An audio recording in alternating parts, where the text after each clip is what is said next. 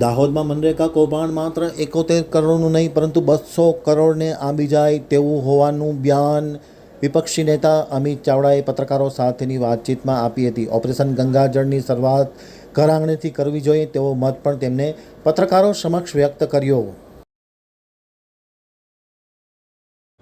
ભારતીય જનતા પાર્ટીના 30 વર્ષના શાસનમાં ભ્રષ્ટાચાર એ શિષ્ટાચાર બની ગયો છે અને જ્યારે ભાજપ સરકારમાં જે વહીવટકર્તાઓ છે, જેના હાથમાં સત્તા છે, જેણે ભ્રષ્ટાચાર રોકવાના શપથ લીધા છે, પારદર્શક વહીવટ કરવાની જવાબદારી છે, જ્યારે એ જ લોકો અને એમના મળતિયાઓ સીધા ભ્રષ્ટાચારમાં પકડાય ત્યારે એનો સ્પષ્ટ મતલબ છે કે આજે ગુજરાતમાં વાડ જ ચીબડા ગળે, કોટવાલ જ ચોર છે એવી સ્થિતિનું નિર્માણ છે.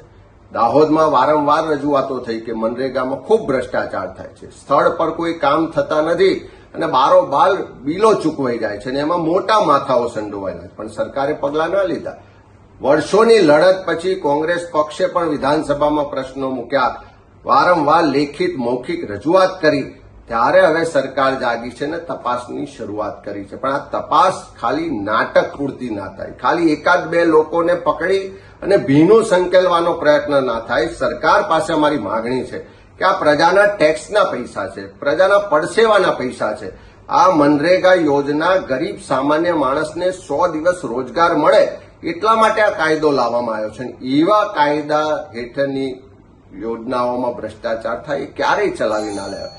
સરકારે પ્રમાણિક નિષ્ઠાવાન અધિકારીઓની એસઆઈટી બનાવવી જોઈએ.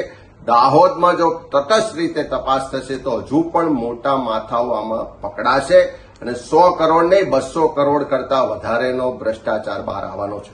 ત્યારે સરકાર પાસે માંગણી કરીએ છીએ કે ઓપરેશન ગંગાજળની વાત મુખ્યમંત્રી શ્રી કરે, પણ શરૂઆત પોતાના મંત્રીમંડળથી તો કરો.